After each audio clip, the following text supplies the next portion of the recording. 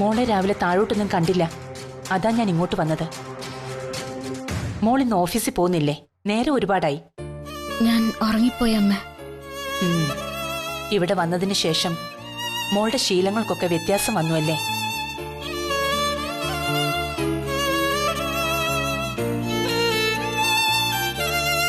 ശ്രീലക്ഷ്മി, അമ്മയിൽ നിന്ന് നീ എന്തെങ്കിലും ഒളിച്ചു വെക്കുന്നുണ്ടോ മോളെ? എനിക്കറിയാം, പെറ്റമ്മയോളം വരില്ല പോറ്റമ്മയും അമ്മായിയമ്മയും. എങ്കിലും ഞാൻ ഈ നിമിഷം വരെ മോളെ സ്വന്തം മോളെ കണ്ടേ സ്നേഹിച്ചിട്ടുള്ളൂ.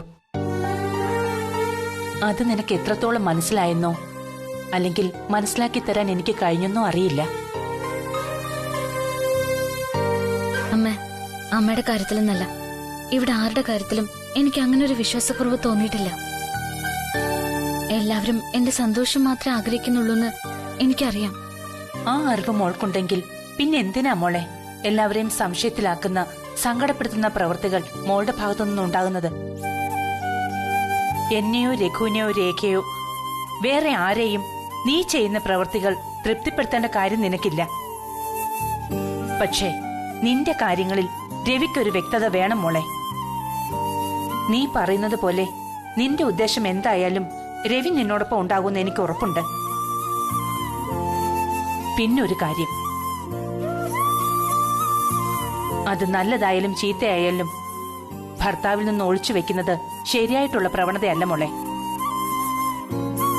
ഈ കാര്യങ്ങളിൽ രവി നല്ലപോലെ വിഷമിക്കുന്നുണ്ട്. അതവൻ പറഞ്ഞില്ലെങ്കിലും എനിക്ക് നന്നായിട്ടറിയാം. നമ്മൾ ചെയ്യുന്ന ഏതൊരു കാര്യത്തിനും അത് രഹസ്യ സ്വഭാവമുള്ളതാണെങ്കിൽ അത് തീർച്ചയായും ഭർത്താവിനോട് പറഞ്ഞിരിക്കണം. അല്ലെങ്കിൽ അവസാനം സത്യം എല്ലാവരോടും ഉറക്കെ വിളിച്ചു പറഞ്ഞാലും അതാരും വിശ്വസിക്കില്ല.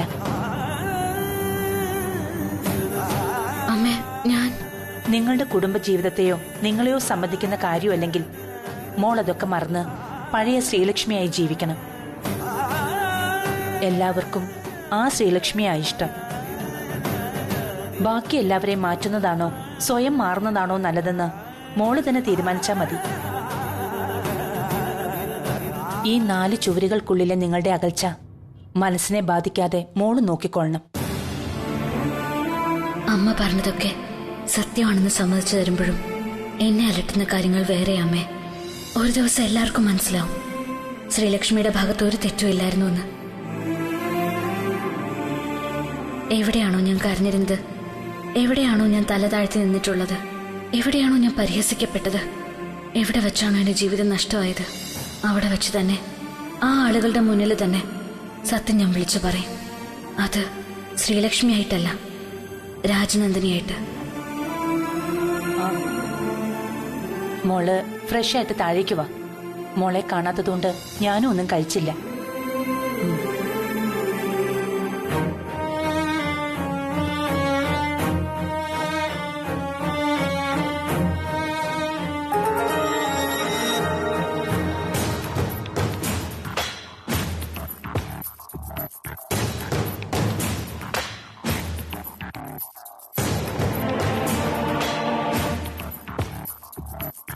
Madam. Hi Sandra, good morning. Good morning madam. Madam കാണണമെന്ന് പറഞ്ഞത്? പറയാം. സാന്ദ്രയോട് ഞാനൊരു കാര്യം ചോദിച്ചോട്ടെ. ഈ പ്രണയത്തെക്കുറിച്ച് എന്താ സാന്ദ്രയുടെ അഭിപ്രായം? മാഡം മനസ്സിലായില്ലേ സാന്ദ്രയ്ക്ക്? ഒരാൾ ഒരാളെ ഭയങ്കരമായിട്ട് ഇഷ്ടപ്പെടുന്നു. എന്നാൽ ഒരാൾക്ക് മാത്രമേ ആ ഇഷ്ടമുള്ളൂ. മറ്റേയാൾ ഒരിക്കലും സ്നേഹിക്കില്ല എന്ന തിരിച്ചറിവിൽ സ്നേഹിക്കുന്ന ആൾക്ക് നെഞ്ചിലൊരു പിടപ്പുണ്ടാവും. ആ പിടപ്പിൽ ആ ആള് എന്തൊക്കെ ചെയ്യുമെന്നോ എന്തൊക്കെ പറയുമെന്നോ വേറെ ഒരാൾക്ക് മോഹിക്കാൻ പോലും പറ്റില്ല. എന്താ സാന്ദ്ര, ഞാൻ പറഞ്ഞത് ശരിയല്ലേ? എപ്പോഴും ഞാൻ മാഡത്തിനോട് പറയുന്ന കാര്യമേ എനിക്കിപ്പോഴും പറയാനുള്ളൂ. മാഡം എന്താ ഉദ്ദേശിക്കുന്നതെന്ന് തെളിച്ചു പറഞ്ഞാൽ നന്നായിരുന്നു. ഞാൻ പറഞ്ഞ കാര്യം എന്താണെന്നും ഞാൻ പറഞ്ഞ പിടപ്പ് എന്താണെന്നും നേരിട്ട് അനുഭവിച്ച ആളാണ് സാന്ദ്ര. എന്താ ശരിയല്ലേ? ബ്രദറിലോ തന്നെയല്ല ശ്രീലക്ഷ്മിയാണ് സ്നേഹിക്കുന്നതെന്നറിഞ്ഞ ആ ഒരു നിമിഷത്തിൽ താൻ കാണിച്ചു കൂട്ടിയതൊക്കെ ഒന്ന് ഫ്ലാഷ് കട്ട് അടിച്ച് നോക്കിയാ മതി. സാന്ദ്രയ്ക്ക് കുറച്ച് വേഗത്തിൽ അത് മനസ്സിലാവും. മാഡം, ഇങ്ങനെയുള്ള കാര്യങ്ങൾ കേൾക്കാൻ എനിക്ക് തീരെ സമയമില്ല, താല്പര്യമില്ല. ഹ, ഞാൻ പറഞ്ഞു കഴിയട്ടെ സാന്ദ്ര. ഈ സീനിന്റെ അവസാനം സാന്ദ്രയ്ക്ക് മുഖം തെളിയുന്ന ഒരു വാർത്തയുണ്ടാവും, തീർച്ച. ആ വാർത്ത സന്തോഷമുള്ളതാക്കി മാറ്റാനും സങ്കടകരമാക്കാനും സാന്ദ്രയ്ക്ക് മാത്രം കഴിയുന്ന ഒരു കാര്യം. ഇനി വളച്ചു കിട്ടില്ലാതെ ഞാൻ കാര്യത്തിലേക്ക് വരാം. ബ്രദർ ഇൻ ലോയെ വല്ലാതെ മിസ് ചെയ്യുന്നുണ്ട് സാന്ദ്രയ്ക്ക്, അല്ലേ? പ്രത്യേകിച്ചും ശ്രീലക്ഷ്മി വന്നതിനു ശേഷം. സന്തത സഹചാരിയായി നടന്നതല്ലേ ബ്രദർ ഇൻ ലോയ്ക്കൊപ്പം. അതിനു പുറമെ പുള്ളിക്കാരനോട് വൺ സൈഡ് ലവും. ശ്രീലക്ഷ്മി ബ്രദർ ഇൻ ലോയുടെ കൈപിടിച്ച് വീട്ടിലേക്ക് കയറിയതോടെ രവിവർമ്മൻ സാന്ദ്ര പ്രണയത്തിന് കർട്ടൻ വീണുന്ന് വേണമെങ്കിൽ പറയാം. സാന്ദ്രയുടെ പ്രണയം സത്യമായതുകൊണ്ടോ പഴയ ഏതോ പ്രാർത്ഥന ഇപ്പൊ ഫലിച്ചതുകൊണ്ടോ ബ്രദർ ഇൻ ലോയുടെ ഫാമിലി ലൈഫ് അത്ര സക്സസ് അല്ലെന്നാ ഞാൻ മനസ്സിലാക്കിയത്. അതല്ലെങ്കിലും അങ്ങനെയാണല്ലോ സാന്ദ്ര.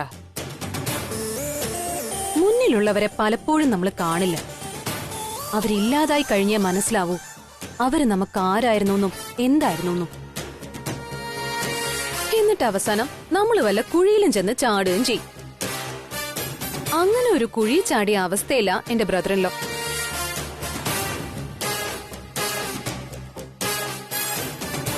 നനഞ്ഞിടം കുഴിക്കാന്നൊരു ചൊല്ലുണ്ട്, സാന്ദ്ര കേട്ടിട്ടുണ്ടോ? അതാണിപ്പോ സാന്ദ്ര ചെയ്യേണ്ടത്.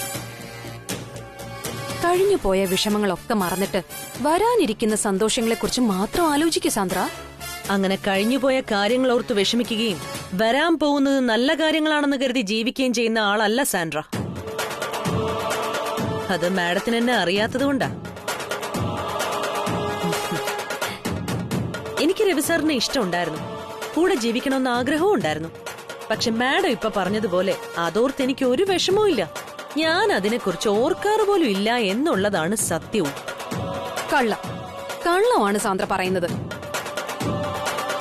ആത്മാർത്ഥമായിട്ട് ഒരാളെ നമ്മൾ സ്നേഹിച്ചു കഴിഞ്ഞാൽ പിന്നീട് നമുക്ക് ജീവിതത്തിൽ നിന്നും ആ വ്യക്തിയെ ഒരിക്കലും മറക്കാൻ പറ്റില്ല. പ്രത്യേകിച്ചും ആ ആള് നമ്മുടെ കൺമുന്നിൽ എപ്പോഴും ഉള്ളപ്പോ. ഒരിക്കലും നമുക്ക് അവരോടുള്ള ഇഷ്ടത്തിന് കുറവും വരില്ല. അങ്ങനെ ഇല്ലാന്ന് അഭിനയിക്കാനേ കഴിയും. സാന്ദ്രയും അത് തന്നെയാണ് ചെയ്തുകൊണ്ടിരിക്കുന്നത്. ഇവിടെ ഞാൻ നോക്കിയിട്ട് സാന്ദ്രയുടെ ഇഷ്ടം ഇനിയും മൂടി വെക്കേണ്ട ഒരു കാര്യമില്ല. മനസ്സിലുള്ള ഇഷ്ടം മൂടി വെച്ചിട്ട് അവരോട് വേറൊന്ന് പ്രവർത്തിക്കുന്നത് വളരെ ചീപ്പായ ഒരു കാര്യം.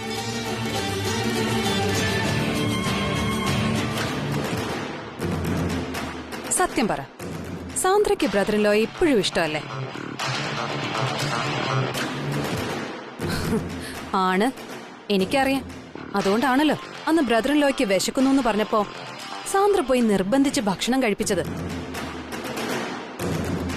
ആർക്ക് വേണ്ടിയാണോ സാന്ദ്ര ആ ഇഷ്ടം വേണ്ടാന്ന് വെച്ചത്, അവര് കാരണം തന്നെ സാന്ദ്രയ്ക്ക് അത് തിരിച്ചു കിട്ടും. സാന്ദ്രയ്ക്കിപ്പോ ആഗ്രഹമില്ലേ പഴയതുപോലെ ബ്രദർ ഇൻ ലോയോടൊപ്പം യാത്ര ചെയ്യണോന്ന്, ഒരുമിച്ച് ഫുഡ് കഴിക്കണോന്ന്? ഉണ്ടാവും. നമ്മള് പെണ്ണുങ്ങൾക്കൊരു കുഴപ്പമുണ്ട്. ഇഷ്ടമുള്ളതെല്ലാം മറ്റുള്ളവരുടെ സന്തോഷത്തിന് വിട്ടുകൊടുത്തിട്ട് മാറി നിന്ന് കരയും, അല്ലെങ്കിൽ ഒരു നെടുവീർപ്പിടും. പക്ഷേ സാന്ദ്രയ്ക്കിതൊന്നും പറ്റിയതല്ല. അവസരം വരുമ്പോ ഇടിച്ചു കയറണം സാന്ദ്ര. അതില് ചിലപ്പോ കുറച്ചുപേര് കരയുമായിരിക്കും, കുറച്ചുപേര് കുറ്റം പറയുമായിരിക്കും. നമ്മുടെ ഇഷ്ടത്തിനല്ലാതെ അവിടെ വേറൊന്നിനും പ്രാധാന്യം കൊടുക്കേണ്ട കാര്യമില്ല.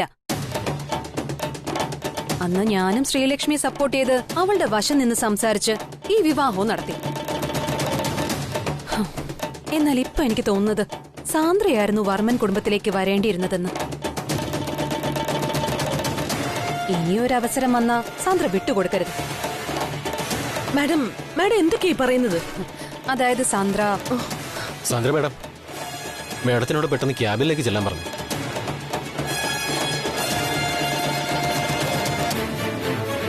ഇപ്പൊ എന്തായി? ഞാൻ സാന്ദ്രയോട് പറഞ്ഞില്ലേ ഈ സീനിന്റെ അവസാനം ഒരു സന്തോഷ വാർത്ത ഉണ്ടാവുമെന്ന്. എന്തായാലും സാന്ദ്ര ചെല്ല്. ഇനി വിളിപ്പിച്ചത് എവിടെയെങ്കിലും ഒരുമിച്ച് പോകാനാണെങ്കിൽ സാന്ദ്ര കണ്ണു അടച്ചങ്ങ് സമ്മതിച്ചേക്കണം. കാരണം ചെറുതും വലുതുമായ യാത്രകൾ എന്നും ഒരു ഓർമ്മയാണ് സാന്ദ്ര. ആ യാത്ര നമ്മൾ സ്നേഹിക്കുന്ന ആളോടൊപ്പം ആണെങ്കിൽ ആ ഓർമ്മകൾക്ക് പ്രതീക്ഷ എന്നൊരർത്ഥം കൂടിയുണ്ട്. സാന്ദ്ര പൊയ്ക്കോ.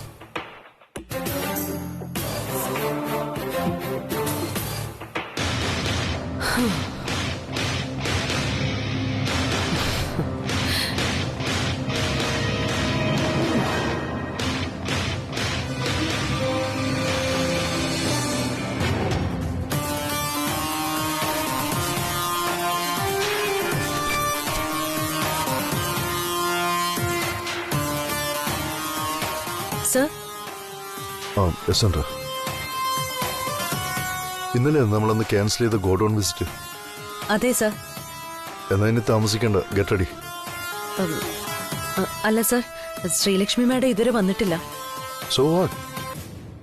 അല്ല സർ, അത് സാൻഡ്ര ഈ ഓഫീസിൽ വന്നിട്ട് എത്ര വർഷമായി? I think more than 8 years. ഇതിനിടയ്ക്ക് എപ്പോഴെങ്കിലും ഒരു ദിവസം സാൻഡ്ര ലേറ്റ് ആയിട്ട് ഓഫീസിൽ വന്നിട്ടുണ്ടോ? പറയേ, സാൻഡ്ര വന്നിട്ടുണ്ടോ? No sir. അതെന്തുകൊണ്ട്? ഇതാണ് നമ്മളുടെ പാഷൻ, ഇതാണ് നമ്മളുടെ ലോകം, ഇതാണ് നമുക്കെല്ലാം. വർമ്മൻ കമ്പനി അല്ലെങ്കിൽ വേറെ ഏത് ജോലി ചെയ്യുന്ന സ്ഥാപനത്തിനോടുമുള്ള കമ്മിറ്റ്മെന്റ്, മലയാളത്തിൽ പറഞ്ഞ കൂർ. അതില്ലെങ്കിൽ പിന്നെ നേരത്തെ വന്നിട്ടും വലിയ പ്രയോജനമൊന്നുമില്ല സാൻഡ്ര.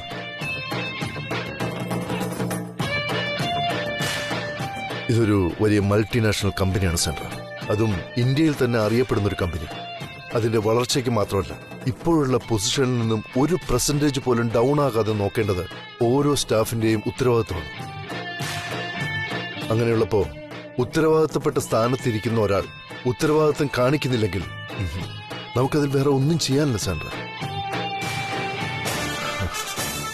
തെളിച്ച വഴിയെ പോയില്ലെങ്കിൽ പോകുന്ന വഴിയെ തെളിച്ചു കൊടുക്കുക എന്ന് കേട്ടിട്ടില്ലേ? അതാ ഞാൻ ഇപ്പൊ പറഞ്ഞ കാര്യം. സർ, ഞാൻ ചോദിക്കാൻ പാടുണ്ടോന്നറിയില്ല, എങ്കിലും ചോദിക്കുക. സാറിനും മാഡത്തിനും ഇടയിൽ എന്തെങ്കിലും പ്രോബ്ലംസ് ഉണ്ടോ? ഐ മീൻ, കല്യാണം കഴിഞ്ഞ ശേഷം വീട്ടിൽ എന്തെങ്കിലും പ്രോബ്ലംസ്? സാൻഡ്ര കണ്ടതല്ലേ കുറെയൊക്കെ. ഈ കണ്ടതിലും അറിഞ്ഞതിലും സാൻഡ്രയ്ക്ക് എന്താണോ അറിവുള്ളത് അതേ എനിക്കുള്ളൂ. അയാൾക്ക് വേറെ എന്തൊക്കെയാണ് ലക്ഷ്യങ്ങൾ? രാജനന്ദിനി പ്രോജക്ട്സിന് വേണ്ടി കമ്പനി പ്രൊവൈഡ് ചെയ്ത ഫണ്ടിൽ നിന്നും ആ 300 കോടിയിൽ നിന്നും 1 രൂപ പോലും ശ്രീലക്ഷ്മി മാഡം സ്പെൻഡ് ചെയ്തിട്ടില്ല. ആ പ്രോജക്റ്റുമായിട്ട് ബന്ധപ്പെട്ട് ഒരു മീറ്റിംഗ് വിളിക്കുകയോ സീനിയർ സ്റ്റാഫിനോട് ആരോടെങ്കിലും അഡ്വൈസ് ചോദിക്കുകയോ ഒന്നും ചെയ്തിട്ടില്ല. എനിക്ക് തോന്നുന്നത് ശ്രീലക്ഷ്മി മാഡത്തിന് പഴയ എന്തൂസിയാസം ഒക്കെ കൈമോശം വന്നു എന്നാ. അത് വെച്ച് നോക്കുമ്പോ Rekha madam more than better എന്നാ എന്റെ അഭിപ്രായം. Yes, you are right. ചിലരങ്ങനെയാണ് സാൻഡ്ര, നമുക്കൊന്നും ചെയ്യാനില്ല. എനിവേ, ഈ വിസിറ്റ് ഇനിയും നീട്ടിക്കൊണ്ടുപോകാൻ പാടില്ല. നമുക്കിപ്പൊ തന്നെ പുറപ്പെടാം. ശ്രീലക്ഷ്മി ഇനിയും വെയിറ്റ് ചെയ്തിരിക്കുന്നത് മണ്ടത്തരമാണ്. Let's go.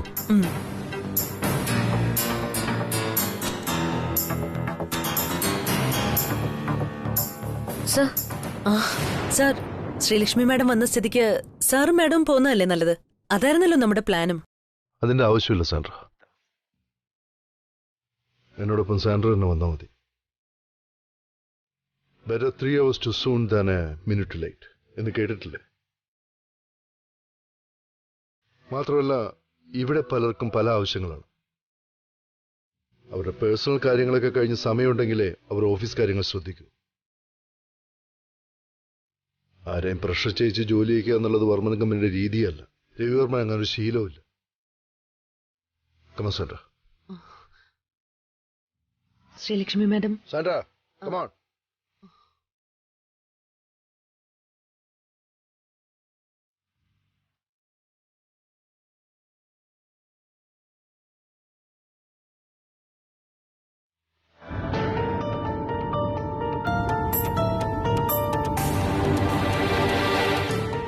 രാജനന്ദിനി സാരീസിന്റെ ഒഫീഷ്യൽ ഷോറൂമിന്റെ ഇനാഗ്രേഷൻ ഡേറ്റ് ഉടനെ ഫിക്സ് ചെയ്യണം സാൻഡ്ര. സർ, ഓൾമോസ്റ്റ് എല്ലാം ഓക്കെയാണ്. സാർ വന്ന് നേരിട്ട് കണ്ട് ബോധ്യമായ ഉടനെ നമുക്ക് ഡേറ്റ് ഫിക്സ് ചെയ്യാം.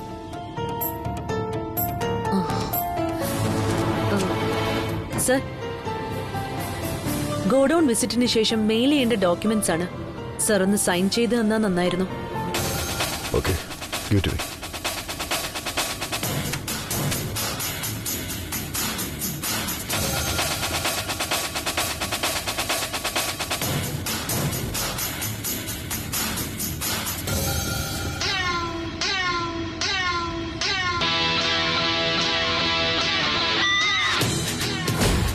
ചെറുതും വലുതുമായ യാത്രകൾ എന്നും ഒരു ഓർമ്മയാണ് Sandra.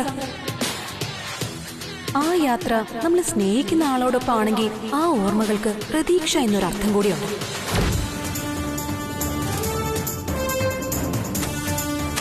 Okay, thank you sir. Okay Sandra, ഞാനൊന്ന് മയങ്ങട്ടെ.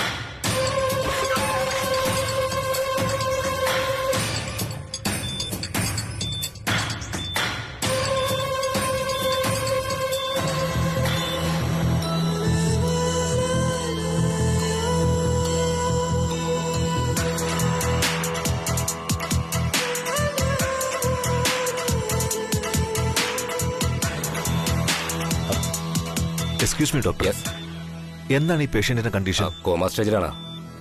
ഹൗ? എന്താണ് ഡോക്ടർ ഇയാൾക്ക് സംഭവിച്ചത്? എന്താണ് സംഭവിച്ചതെന്ന് അറിയില്ല സാർ. ആക്സിഡന്റ് കേസ് എന്നായിരുന്നു റിപ്പോർട്ടിൽ.